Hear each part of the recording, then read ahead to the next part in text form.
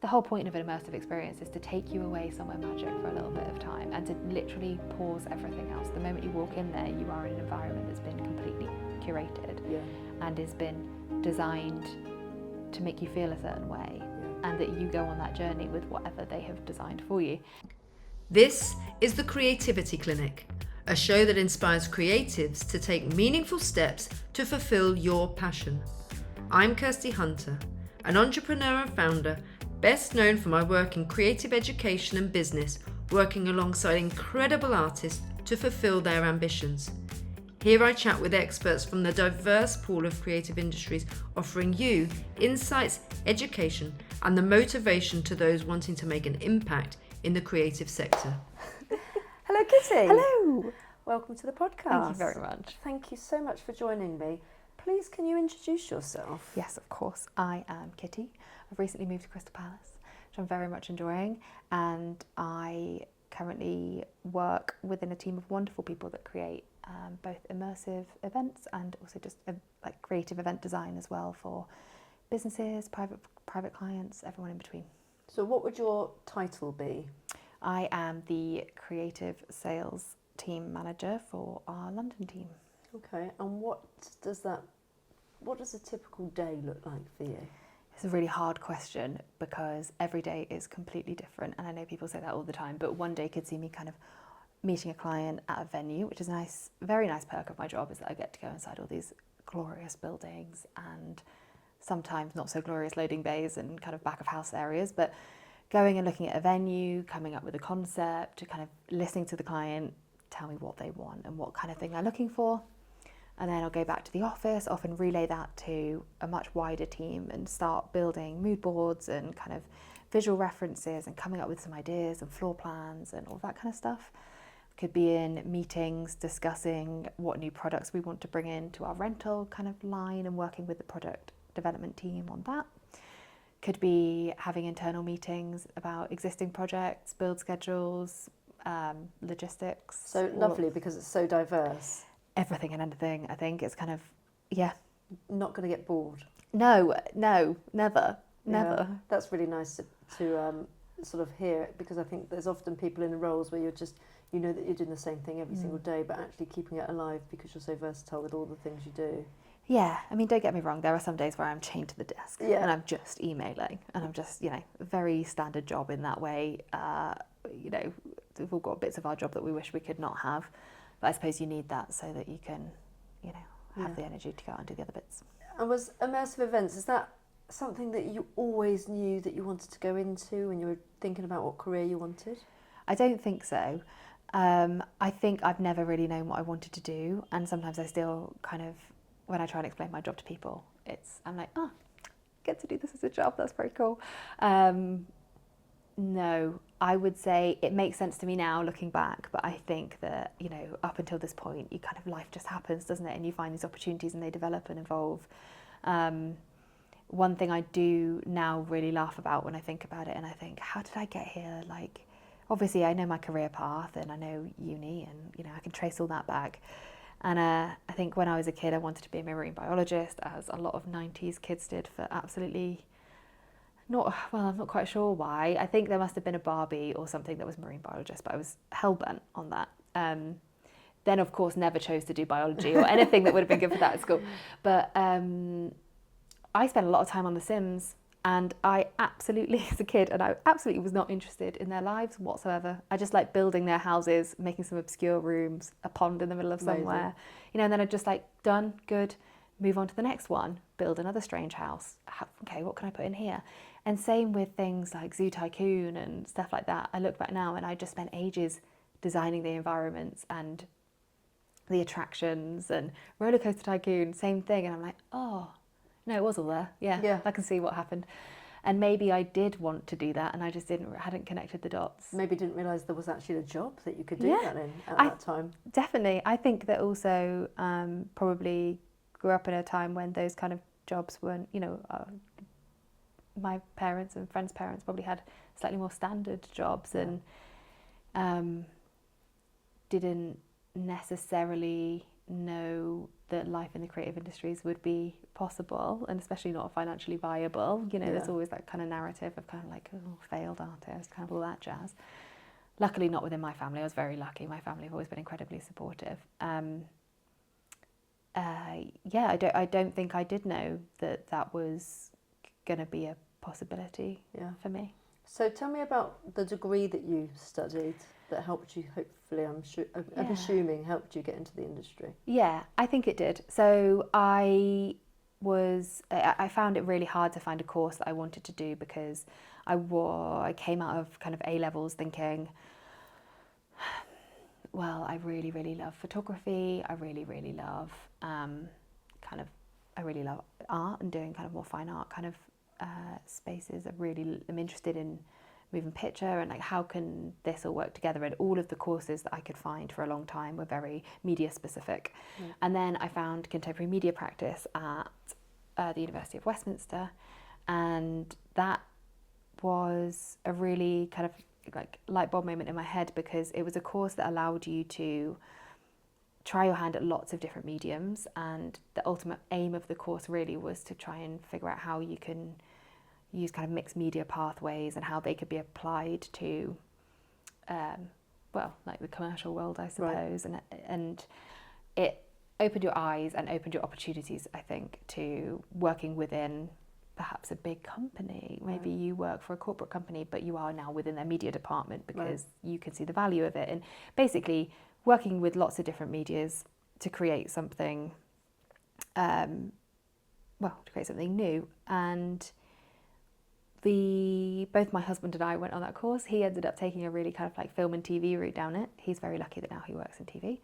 And I took more of a fine art kind of route through it, I suppose, but I was really fascinated with immersive artwork. So artwork that you had some kind of agency or control over, and you could change the way that you felt coming out of it. And maybe I could change the way that you felt coming out of it, depending on what happened when you were kind of experiencing the artwork. To, I would say, very varying degrees of success. Some of them I worked well, and some of them I was like, good idea, but that didn't quite work out for me. That's part of learning, isn't it, I suppose? And I just became fascinated from that point onwards. And the university was really, really brilliant at kind of helping you be very broad in your thinking and how could you work with other people. So I ended up working with microbiologists and working with bioluminescence, and how can you really start to expand what typically before was looking at like sculpture and fine art. Okay, how can we make this bigger? And that was really, really important, I think, for my kind of learning. So tell me about some of the events that you've led on with the existing company that you're with. Yes, okay, great question, tricky question. I have signed 1,000 NDAs, so I have to be careful. We work on such a broad kind of spectrum of events. I'll tell you a bit about the company, might give you a bit of an insight into why what we do is so varying. So when I first started at the company, which was 8 years ago, which is bonkers, it was very much a company that had this incredible rental stock, and they had built this up over years and years. I think the company is now 21 years old, and they had thousands and thousands of all these incredible pieces that you could use to kind of build these sets, build these environments, build these displays for companies, everything from visual merchandising all the way through to incredible private parties in these massive stately homes, through to using film and TV. And then, as time has gone on and COVID kind of changed the landscape of events very heavily, the company's really diversified, which has been so interesting to learn along with them, because, kind of cut my teeth on using all this rental stock to create these environments. And then suddenly now we were using, or, we're able to have this incredible facility where just the most talented people work tirelessly to create bespoke pieces, and that can be for brands, or it can be things that we've dreamt up that we want to have as part of an event build. It could be something that is really heavily, it's an IP product, so we are creating something replica and blowing up to a massive size and really focusing in on those details. And so having access to all of this now, we obviously still have all that incredible rental stock. We have now the ability to make all these fantastic things bespoke for clients. That means that we have the ability to work on a huge range of things. So it could be, you know, I think one of my favourite things that I've ever done was really, in the grand scheme of the projects we work on now, very small, which was working for a care home, and it was transforming, it was for the Jubilee, it was transforming their otherwise perfectly functional but relatively, I'm going to say bland. I think that's okay. I think that's fair. Care home bland. Yeah. Beige. Beige. Very beige. Yeah. Very beige. Kind of canteen area and social area into the inside of Buckingham Palace. And we did this by putting up, you know, fake walls, and we had all these gorgeous rugs on the floor. We had the kind of throne room area. We had beautiful console tables with photos of the Queen and like little tidbits that she would have around, the corgis, kind of little, you know, little nods to everything that, so it felt very real. And being able to do that for them and being able to see that was so wonderful. And I think that, you know, so often what we do is for big corporates and things, you don't always get to see that real. People are like, oh my God. They must have absolutely loved it. Yeah, I think it really took them out of their day to day. That was really special. Yeah. But I'm very lucky to work with Disney a lot, and that is a dream come true. I think that's one of the things that I think kind of child me wouldn't believe that I get to do. Yeah. Working with London Zoo has been really amazing. And that's been a really interesting insight. But I think my favourite thing that I get to work on at work is definitely the more immersive side of things. So working alongside the gaming industry, which I think is an absolutely fascinating industry, and working with their community or being able to create something for their communities, I should say, is really special. Are you able to talk about any of the events specifically for the gaming world? Yes, I think so. One that we produced last year, which was a couple of years in the making with COVID in the middle, was for Final Fantasy, and that was for Square Enix, and that was absolutely just a mind-blowing thing to be a part of. I work very closely with the director of the company I work with, and a massive team of incredible makers, creators, logistics, like operational, like just marvelous people that are in the company. It takes an absolute army to pull off something like this. And it was theming pretty much half of the XL into 3 of the worlds within the game. Right. Fully immersive spaces where they could play games that were true to the games that they would be playing in game. And we got to dream all of that up. We got to I spent many hours. I know I've just said that I've played a lot of Sims, but I'm not really a gamer. I definitely wouldn't say I'm a gamer by any stretch of the imagination. I spent a lot of time playing Final Fantasy during COVID and like zooming in on like flowers and zooming in on, you know, all these little details and little finials and screenshotting them, and which my husband was very happy about. And then taking them back, and then we slowly kind of build these worlds. And I think actually then being able to, I mean, after a very, very long week of building, being able to stand there with the team and see it all kind of, there's nothing like it. You just can't beat that satisfaction. You can't beat that excitement before the doors open. You think, oh my gosh, I hope they love it. And it's a real honour to be able to do that. And I would imagine, I mean, other than the fact that loads of people will be so envious of your job, but you are really targeting a very niche fan base when you are putting those people in. How do you know, and how do you balance what their experience is going to be? Because like you say, you're not a gamer. So it must be really difficult to be able to put yourself in that world and know that you've got it right. Do you test it beforehand? We have no way of testing it. These things are kept so under lock and key, and I think this is what makes events in general one of the most stressful industries to be in, because you have one shot. And especially when you're working with something where the community is so strong and so passionate and so intertwined with you know, the story or the product or whatever it is, you have to be so careful, because you're not just, at that point, you're not just creating something for a brand. And whilst, yes, what our client thinks of this is incredibly important, they are our client, this is what we're doing it for, really, it's for the people that are part of that community, and that's what you have to be so careful about, because for a lot of these people, you know, for example, with Final Fantasy, some of these people have been playing this game for 10 plus years, and this is incredibly important to them, and that this is a safe place where they feel, you know, that they have this character that is not necessarily now separate from who they are. They are part of them, and that's something that I've really had to learn and really have to be, not something that I understood at all before I started doing this, and that's why I do genuinely think it's such a privilege to do it. So yeah, we're always designing with the kind of the participant, or you know, the guest in mind, and their movement through the space, and how they're going to feel, and how we want them to feel, and how can we manipulate that, and how can we give them what they're going to, you know, what they want.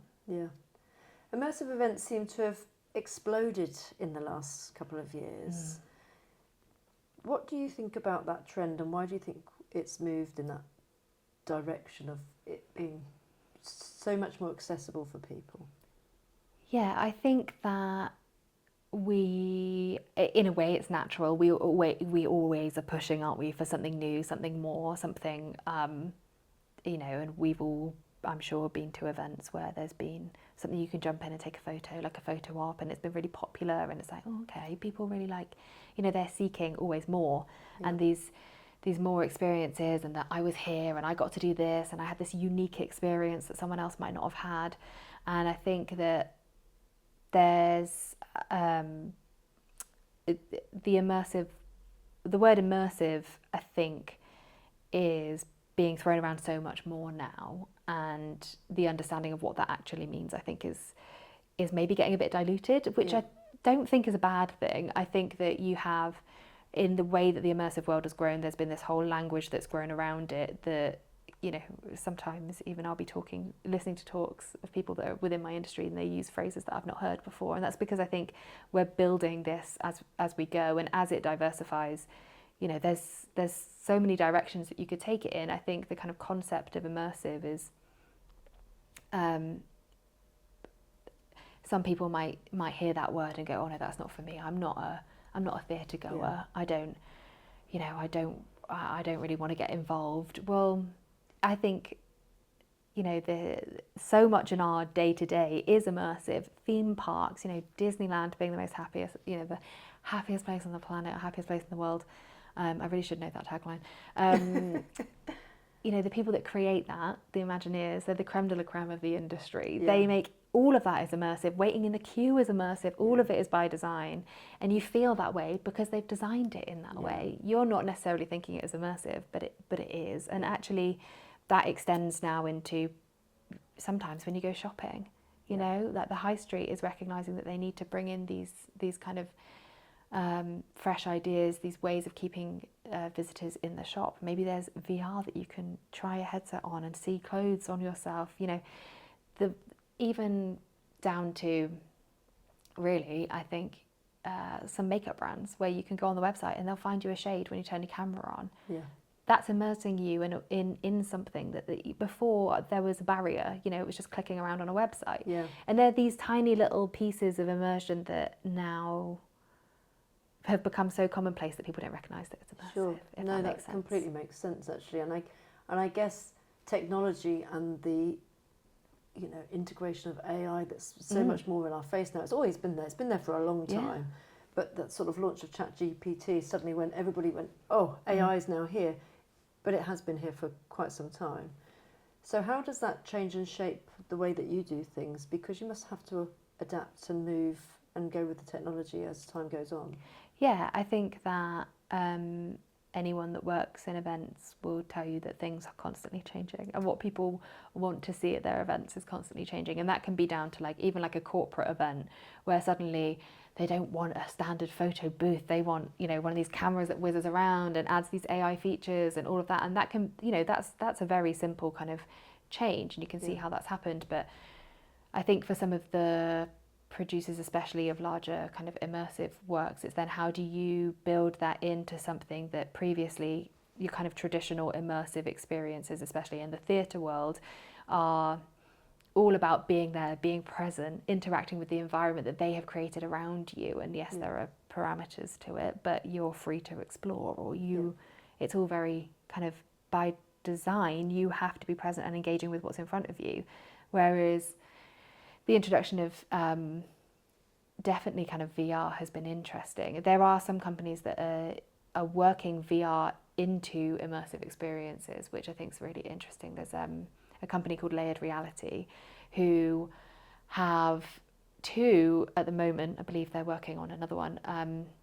Really incredible experiences. One is War of the Worlds, and one of them is the Gunpowder Plot, which is in partnerships with the Royal Palaces, and it's based at London, at the Tower of London, just slightly outside of the walls. And they have an incredible experience where, you know, partway through this relatively historically accurate experience, you put on a VR headset, and then you're sat in this immersive environment, but you're also then interacting with Tom Felton, who is playing Guy, which is very good, in the headset. And how do you make that work seamlessly, where you're not then, you know, you're not suddenly ripped out of this world that they've been trying really hard to immerse you in, and you're like, oh, if I'm in this time period, why am I putting on a headset? You know, and that's all, again, it's all really carefully designed, but it definitely adds an exciting level of possibility, but also it's difficult. Yeah, and I would assume also trying to balance the creative vision that somebody might have and the commercial side of things, because it's going to cost a lot of money to do these events. It's not cheap, that's for sure. And when you are letting your mind just go and say, we're going to do this, this and this, who's there pulling you back and saying, no, actually we're not affording that, or we don't know, or this is how many sales you need to get? It's so hard. So it depends on what side you're on. Obviously I am on kind of the supplier and working with kind of designing these experiences, especially for events rather than the kind of long running kind of shows. The budgets to produce these things are really big. Yeah. They have to be, because a lot of the time, to immerse someone in a space and to get them to believe a story is to make it kind of faultless. You know, you kind of have to give so much depth to it so that they can keep, those ones that want to keep going and unpeeling and, you know, kind of really getting to the gritty bits of the environment, that they can, and that they're afforded that opportunity. And part of that is creating a really rich space that really is aligned with what you're trying to make them feel. Yeah. And also the hours of development that go into producing anything, whether that is the kind of the punch drunks of the world, or whether it is for an immersive event, something like the gaming experiences, the hours and hours and hours and hours and hours and hours of work that goes into research, development, concept building, you know, all of that takes an immense amount of work. And often what will happen is that you'll come up with, there will be a kind of initial budget, and you have to figure out how you're going to split that between logistics, which often can be a third of the budget. You know, people are expensive. You want to make sure they're getting paid a good wage to do the builds and everything. And then, you know, you're going to have a portion of that to the R&D kind of research and development section of it. And then you've got the actual producing of it, and then the staffing. So you'll get the budget, you sit down, you kind of get a rough split in your head. You kind of think, oh, okay, we've got about this much to play with. Often what we do is we design it to what we want. We always say we start with the dream and we'll work backwards, and then it's a conversation between you and the client, and it's often painful because you have to make decisions, and it's just hard. You're always going to want to push it as far as you can, but budgets have to be considered, and especially for these short run events that might only be on for 2 days, which is Final Fantasy. You know, it could have been years in the making, and then 2 days and that's it. 2 days and then it comes down. Can you pick it up and take it to other parts of the country or other countries? Yeah, so I mean that is definitely possible. Yeah. The joy of what we do is that everything is, because we have this massive rental stock that we can pull from, whilst we're also using IP kind of features so that when our guests walk into the space, they immediately know that they can completely know where they are, that they've got all this visual signposting of like, oh, I love those flowers, they're in the game, or like, oh my God, I can't believe they've got that, you know, particular, it could be something like a shelf, or, you know, it's these things that people really, your brain subconsciously picks up on. We can mix that in with things that we already have, which is the great beauty of it, is that these sets are made up of thousands of items that can be manipulated, pulled away, painted, changed colour, and transported if you wanted to. Yeah.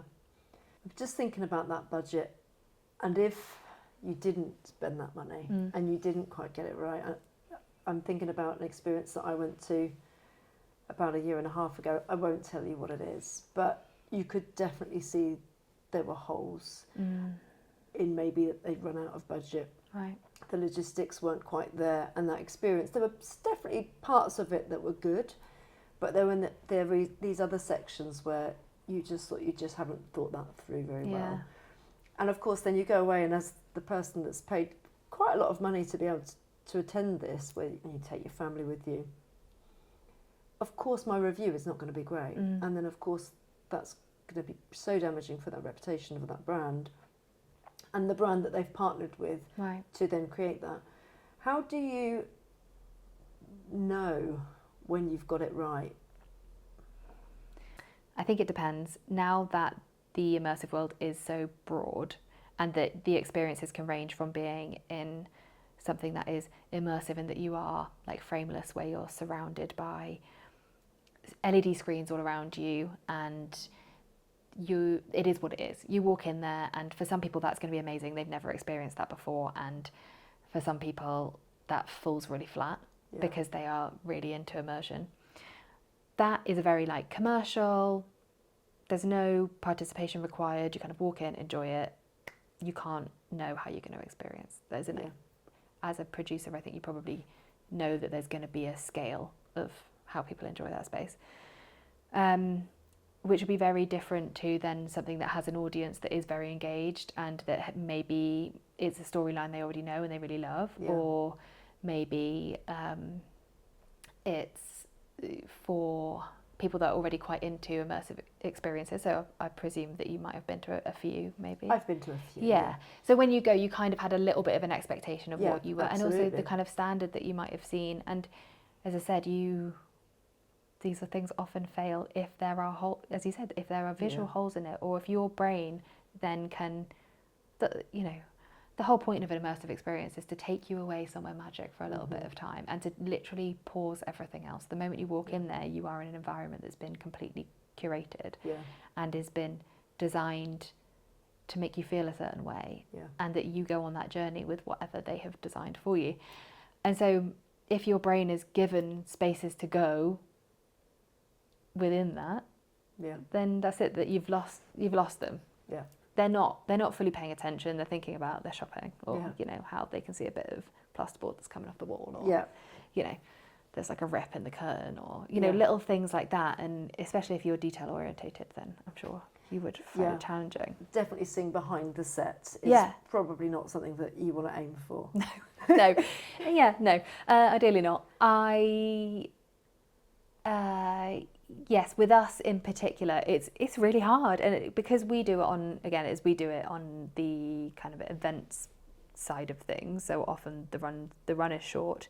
You don't get the opportunity to test it. You don't get the opportunity to run it past the community. You just have to do it. And the feedback, the amazing thing about a lot of these longer running immersive experiences is they absolutely will tailor it, and those reviews are so valuable, because at the end of the day, if you're not doing it for the audience, what are you doing it for? And they can be tweaked and they can be changed, and it can be difficult when it can be difficult to get funding for these experiences. And one of the things that really struck me, I was able to go to an amazing talk that was part of a bigger symposium that's run by the Immersive Experience Network, which I'd really, really recommend anyone who's interested in this looks at. One of the producers of the Gunpowder Plot actually was saying that they anticipate that it would be 5 years until they kind of break even. Wow. And this is an attraction that has a really broad audience because of its location. It's obviously very attractive for tourists. Yeah. It's actually really educational, and it offers you a completely different kind of perspective on the story that we're told at school. And then obviously you've got all the kind of immersive experience buffs that want to go, and people that go with their families. It's a really, you know, the face of it is a really commercial immersive experience. Yeah. And yeah, that's the reality of it. If you want to do it well and you want to do the storyline justice, the funding needs to be there. Yeah. And it's definitely challenging. I think going on budget is probably one of the biggest challenges that anyone faces in this kind of world. What would be your best experience that you've gone to yourself for an immersive event? It's got to be Punch Drunk. It has to be. They are undoubtedly the big dogs in the immersive world, and there are so many like amazing so many incredible shows that are going on by other producers. But they have been doing this for such a long time, and they are absolute masters at really taking you out of your day-to-day. As soon as you kind of enter through those doors, you are completely at the mercy of their imagination. And there's something just, every time I go to one of their shows, I come out of it feeling just like such elation, because it's such a mental break. Yeah. And they are masters of storytelling. Yeah. And I think they're really clever, because I think they probably started off being for quite a niche group of people, or people that were really into theatre, and that perhaps were theatre buffs, and loved all of that kind of side of things, and were searching for more. They wanted to interact, they wanted to become part of the story. But now, I have friends that are not in this world at all that have been like, oh my God, I'm going to be brave and go to Punch Drunk. Yeah. And there is still this like, I'm going to be brave. I'm going to put myself out there, experience something new. Because often there are actors in there, and, there is a certain level of agency when you go into these spaces. You can decide how you interact with it, and you can decide how you explore. And there's that freedom to it. One they did that was the Burnt City, which was telling the story of ancient Greece and Troy. And that was fascinating, because it was these two polar opposite kind of worlds. One was the kind of set in these like back streets, and it was like neon signs, and you could go inside these buildings and explore, and the level of detail, opening drawers. And I when I talk about this, I always talk about this two experiences that I had inside of the Burnt City. One which was going into this tiny little lighting shop that I found down an alleyway, and you're wearing a mask at this point, so you feel like a game character. You just don't feel like you at all. And I was just opening all these drawers, and it was all these tiny little bulbs, and there was a book of what had been sold that day that had been written in, had today's date on it. And I think they do many shows constantly, every single day. Changing The it every detail, day, and then I came out of that shop and I walked down, I found myself in a hotel, and I was just walking down this corridor. There was no one else there, opening the doors, and there'd be actors acting in there, and I could walk in and out, shut the doors, and they just, it's just such a unique experience, and so freeing, and just so, they're so smart. Yeah. I've learnt so much from them. They, I certainly think that Punch Drunk, that incredible as they are, definitely isn't for everyone, as you say, because I know people that will go, I am not going to an immersive experience. But that's where it's quite clever along the way, where you've got the secret cinema, where they're pulling in maybe a bit more of a different audience, because somebody's a real fan of a particular show or film. Or there are Shocktoberfests where at Halloween you can go through these, and it's about the shock factor, and you can kind of engage or not engage in certain different aspects of the event. So it's sort of opening up and broadening, isn't it? But definitely. Punch Drunk, I think if it was your first experience and you went into the immersive world, it might be a bit much. Totally. I think that will change slowly. They've recently produced a slightly still spellbinding show, Viola's Room, but I think that one's probably a little bit more accessible, both from the price point, because I think tickets are like 35 quid, whereas some of their other shows definitely are kind of in the upper regions of what people are willing to pay. And there are no actors inside. And so I think that reassurance, it's a show that's on rails, it runs without you. You are observing and experiencing, and you have to be brave in certain parts of it because it's quite dark in there. But definitely, and I think that a huge part of any design that you do, whether that's for, even like a corporate Christmas party where they have a big budget and you're creating all these different, you might be doing like a winter wonderland, but they start off in a lodge and then they get to walk into a terrace. That's still a journey you're taking people on. You're still manipulating how they feel, all the way through to your more immersive experiences that are to a storyline that's already known. What you are designing for always is the audience, and that in itself is very difficult because an audience isn't going to react in the same way. You could have 7 people in a room and they're all going to react completely differently, in the same way that you or I would probably react very differently to any environment you put us in. It's human nature. And you're going to get people that want to hang back, you're going to get people that really want to get involved. And just referencing again the Immersive Experience Network and the amazing work that they're doing to pull the industry together. They have every month they have kind of huddles that you can join, and it is an incredible experience just sitting in that room because you are surrounded by the greatest people in the industry who just have so much knowledge and they're willing to share, and you sit and have different focus groups.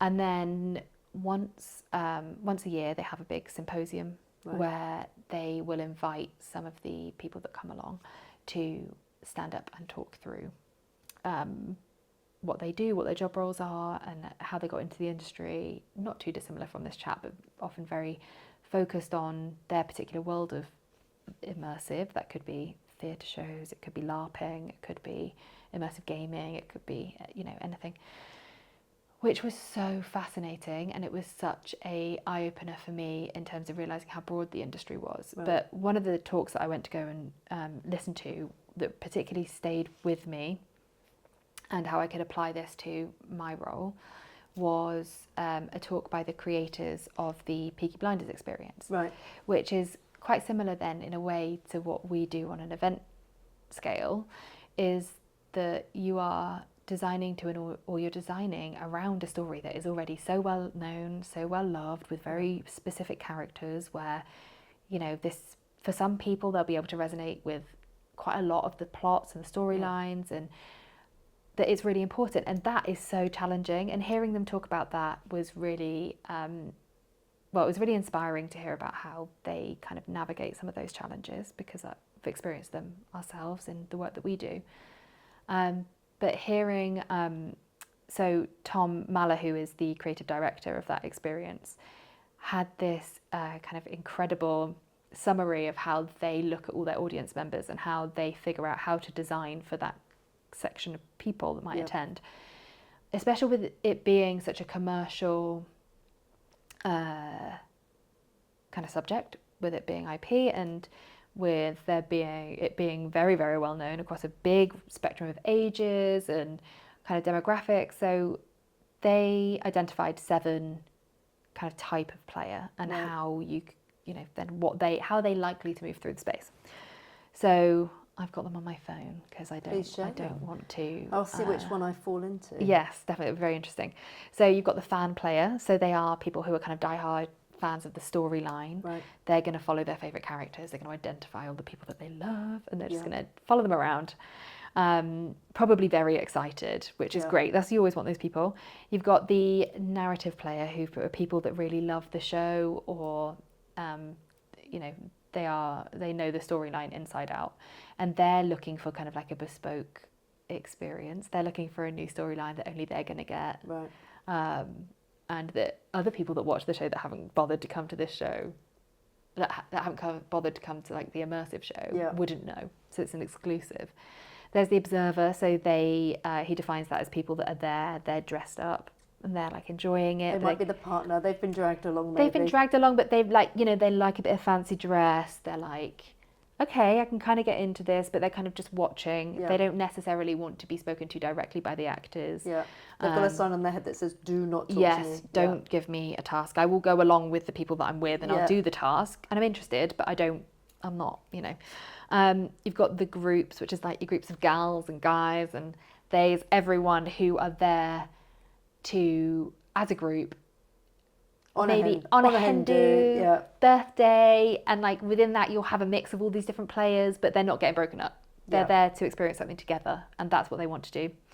The social person or social player, sorry, so that's someone who is like there for the vibes and not the plot. They're like at the bar, enjoying it, soaking it all in, but again, not massively interested in really digging deep into the environment. Right. They're just very happy to be there and experience that. The fresh face, which is someone who has been dragged along from work. Yeah. Someone's been like, come along to this thing, I've got a spare ticket. Got free tickets. And you're like, sure. Yeah. You go and you're like, oh my God, what the hell is this? Yeah. Where am I? Yeah. This wasn't like the pub or just like a theatre show. Yeah. I am suddenly in the middle I'm going along with the arty types. Yes. Now. Yeah. I'm somehow in the middle of this boxing match that's set in like, whenever. And then the explorer, which is the challenger. So someone that loves being given a mission, someone that loves kind of challenging the environment, challenging the actors, and kind of like really getting in there, which I think is probably where I sit. And what do you think you are? I think it probably would depend. So I don't know Peaky Blinders. So in that instance, I would probably be somebody that was keen to go along and just observe what was going on and be really enjoying the experience. Yeah. But I think in another scenario, I could be that person that is maybe pushing the boundaries and going, oh, I love what's happening here. So whether it was punch drunk, I'd be fully involved. I went to one fairly recently, and it was really interesting. I recognised somebody who was one of the actors there, and I went up to them. I wasn't 100% sure, but I'm pretty sure that person is, who's gone to maybe a school that I've worked in. So I go up and have this conversation, and I feel that would be like the challenger moment, is that I'm pushing and asking, maybe not about what's going on in the room, but actually, and I was, then convinced that it wasn't that person, because they stayed in character so well, and I ended up walking away thinking I was completely mad. But yeah, I think I would challenge in certain scenarios and maybe not in others. Yeah, that's interesting though, isn't it? Because then you're being influenced by the design of the experience and how much kind of what mindset have you been put into and how immersed are you feeling? Absolutely. And that's all by design, because there are some experiences, I mean, fair play to the actor, because it just shows that these people are worth their weight in gold. They are constantly looking at the audience, the people they're talking to, they are observing, and as they're doing that, they're changing the storyline, handing out missions, identifying who can be pushed, who wants to be pushed, who really doesn't want to be interacted with, and that is such a skill, and I'm constantly blown away by it. I'm so lucky that we get to go to quite a few of these experiences, and it's just, I'm constantly just I think CPD training for you must be brilliant. You just got to go and do everything. That's brilliant. Yeah, absolutely. And it's that they are worth their weight in gold, and they're the people that really make the experience often. I think that it's also really interesting about how you said that you could be different in different scenarios. I think I think also that in a more commercial experience, it's probably more tailored to the people that find themselves being observers or, there for the social aspect or the group aspect. And that's just as valid as those experiences that are designed for, like the gaming events that are designed for people that really know the storyline and therefore might be more challengers or might be more, the ones that are seeking the new plot lines. Yeah. The ones, so I don't know if you've heard of Phantom Peak. Have you heard of that? No. That's a really good kind of like fun thing to do in the evening, and it is a much more kind of like open immersive experience where it's this funny little town that has been built in Surrey Quays, and you can go along, and they theme it in all different stuff like Halloween and all of this. It's pretty cheap to go. There's lots of bars in there. You can sit and just have a drink, or you can solve these different mysteries and you walk around this little town and there's funny little things to do and games to play, or you will have just as good as time, like just sat there eating a burger, having a I'm pint, going to check it out. watching. It's just up the road. And you have a great time. You will have a wonderful time. Or you can be fully immersed in it and you can go along and uncover all these strange things that happen in the town and follow all these weird little storylines, talk to the actors. But there's no pressure to. And I think that that's really tailoring to the... I think if you were someone that really loved a really rich plot and you really wanted to like... You were really, really into all of those finer details and like the full immersion. Yeah.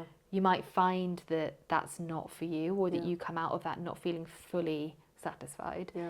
If you're someone that's new to it and you want to go and dabble and you want to go and have like a really fun experience outside of work, maybe take your colleagues or your parents or your friends or your kids, you would have such a fun time because it's this kind of this.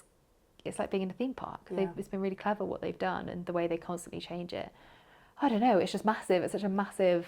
Such a massive thing now. How do you... So I went to Shocktoberfest a couple of years ago, which is based on a farm about an hour away from London. And it's absolutely brilliant. You go there, you're going through different sort of, almost like micro events as you're going around. Have you been yourself? No, I haven't been. I don't like to be scared. Oh, okay. No. Well, I mean, there definitely are moments where you maybe might jump, where there are actors coming out at you. There are some that are less so, and it's more sort of about the touch and the feel of things. But I can imagine going through something like that. Some people will arrive and they might be scared shitless walking through. When you're planning for an event, how do you take into account neurodiversity, accessibility? Because that must be something that you've got to really play on your mind about, whether it's health and safety or safeguarding.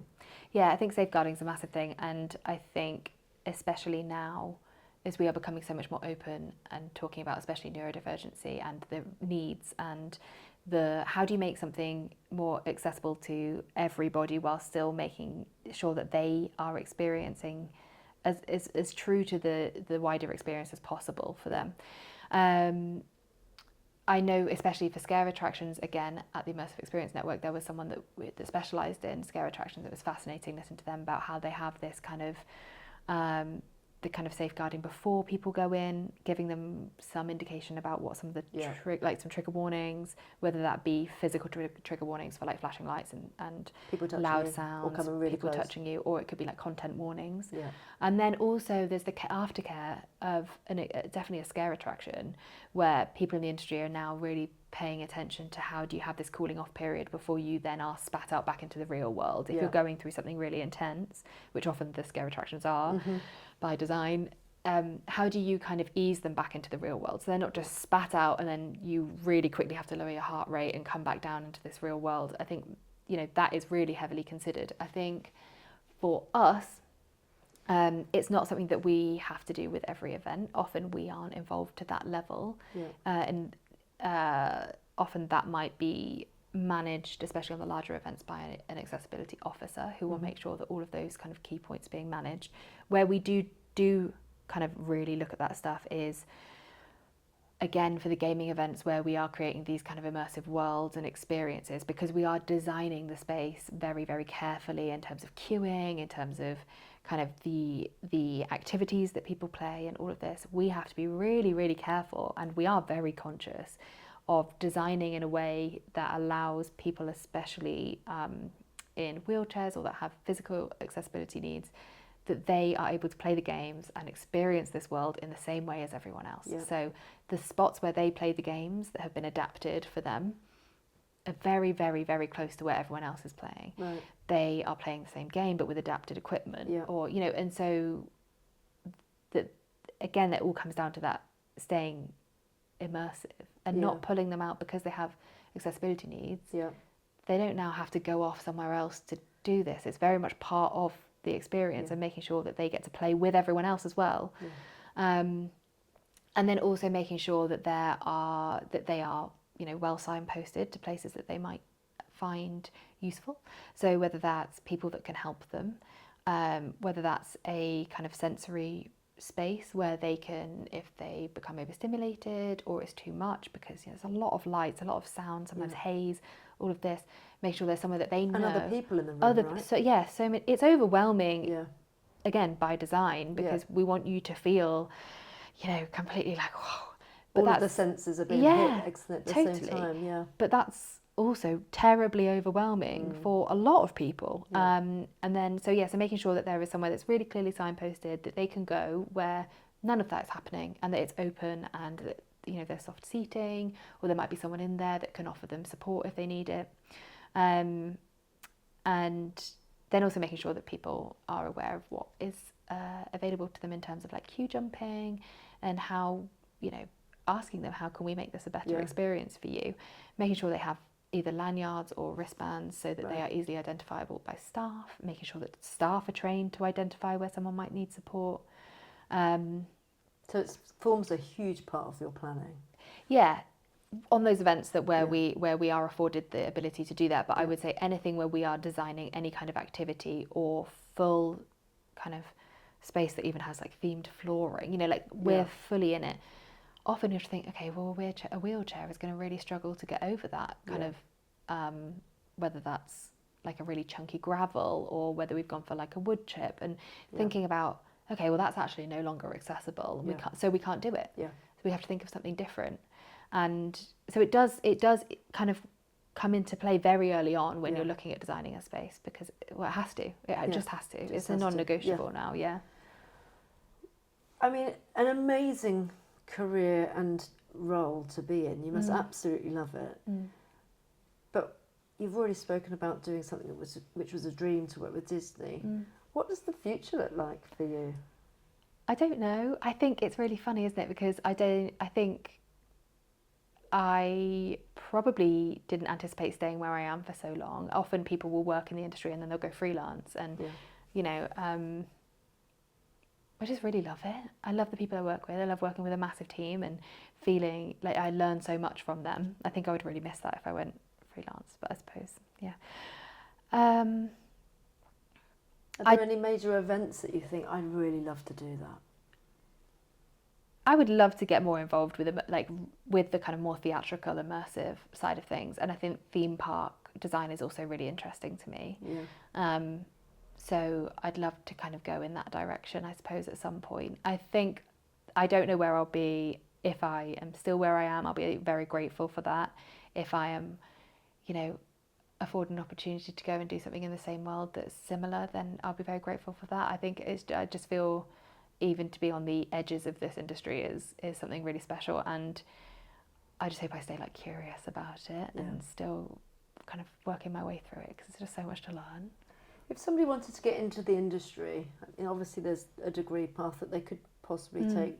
What other routes are there, or how do they find out about it? Because although probably growing, it's probably still quite small. Yeah, I would say it's very, I think people don't maybe consider what goes into event design or goes into an immersive experience kind of setup, and the insane amount of roles that are within that. So and then naturally by design from that, you know, you could come from so many different angles. For example, just in my team, got from the wider kind of sales team, you've got people that have come from a fine art background, from visual effects background, that have come from maybe even just a sales background, events background. We've got teachers, we've got project managers that used to be teachers. We've got, you know, I think if you have an interest for it, use that as your in, because this industry is made up of people that have gone to theatre school, that, you know, maybe have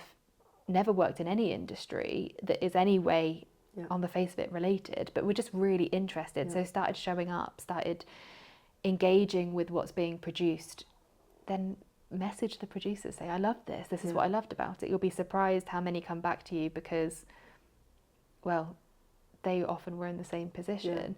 I would say, I know I've harped on about it quite a lot, but the Immersive Experience Network really has been such an incredible resource. I don't think I realised the depth of the industry until I went to their events. Go on there, they have so many fascinating talks on the website. Just start engaging. Engaging with it, start going to the experiences. And where would somebody find information about roles in that industry or companies that have these job opportunities available? So if you want to get into more kind of like event side of it, I always say this because I sometimes give talks at Westminster about the options in the creative industries and how having squiggly careers, which I know we've spoken about before, can be really valuable. I always talk about this and I get all the rolled eyes from all the like sweet babies that are now on this course. Facebook, and that sounds mad, but my husband is the same with TV. There are so many incredible communities on there because it's still a free platform that's accessible to everybody, where loads of jobs that would never ever hit the kind of job pages end up in these community groups on Facebook. So there's an event production group, Event Profs UK. These are people, it's filled with set builders, designers, people that work in lighting and sound design, which are all mega important to any kind of immersive event or experience. People that work in logistics, they're all on there and they advertise jobs. Like, I'm looking for someone to come and help me build a festival. I'm looking for someone to jump on a freelance job. Can anyone use a drill? And they're around tomorrow. You know, and that's how you get in. You do these little odd jobs and you start then, you know, working your way through those. If you go to an event, research it afterwards. Find out who put on the event. Who was the agency? Okay, well then within that agency, who was the lead on it? Well, email them. Yeah. Ask if you can talk to them. And I guess LinkedIn is probably also quite good for that. LinkedIn's good. I think that not everyone in the creative industry is on LinkedIn. No, they're not. Which is a bit hard. No. But yes, it's such an easy way of having conversations with people. The dots? Yeah, the dots. Again, I think not always so good if you're starting off. Right. I sometimes think some of the job postings on the dots are for more kind of senior positions, or that's how I found when I was looking. But yes, also a great resource to then find the companies to contact. But I really think the best way is have a look at the kind of stuff you're consuming. Yeah. What do you enjoy? What really gets you excited? And like, all fired up. And do your research. Do your research. Find out who did it and send an email. You never know. I still think that's the best way of doing it. As creative folk, I think, like to be emailed. I think it's so fascinating. And if I had my time again, I'd just think, oh, that would have been absolutely... Maybe you've said teachers. I'm an ex-teacher. I'll just come in. Get in there. Yeah. You got any roles? Yeah. Oh, come on. Yeah. I mean, it sounds absolutely incredible. And I love an immersive event. It's so interesting talking and hearing about it. So I just want to thank you so much for coming on and sharing your experiences. I always ask at the end, if you could make a recommendation for something that's creative that you really, really recommend our audience members go and see, watch, do, immerse themselves in, what would you recommend? Yeah, I think that I actually am going to recommend something that I've already spoken about, which is to go and see one of the layered reality experiences, because I think it's the perfect blend of kind of using technology and also experiencing something that doesn't feel too scary. You know, it's not too far into the immersive world that you're going to be asked to participate to an uncomfortable level, but it's going to push you a little bit. So fun, accessible price point, and just such a brilliant thing to go and do with your friends or whatever. It's just such a fun experience. And for those hard enthusiasts, what would you recommend? Go to Viola's Room, which is Punch Drunk's new experience. It's something that I've never seen from them before, and it invites you to be brave, but in a different way to their normal work. And I think I would definitely go and do that, and sign up to the Immersive Experience Network. Immersive, that we're in. We'll absolutely put everything in the show notes. If people want to get in contact with you, where do they find you? Where do you hang out online? So my Instagram is just at Kitti Edwards. I'm on LinkedIn again, Kitti Edwards. This is the perks of having an unusual first name, is that you get to get in there with all the usernames. So yeah, LinkedIn, Instagram, or I work for a company called EPH Creative, and I'm just Kitti at ephcreative.co.uk, and they can contact you there. Yeah. So if anybody wants some amazing people to come and sort out their immersive events, or you've got an idea for your company or corporate, definitely get in touch. Let me know. Thank you so much. Thank you.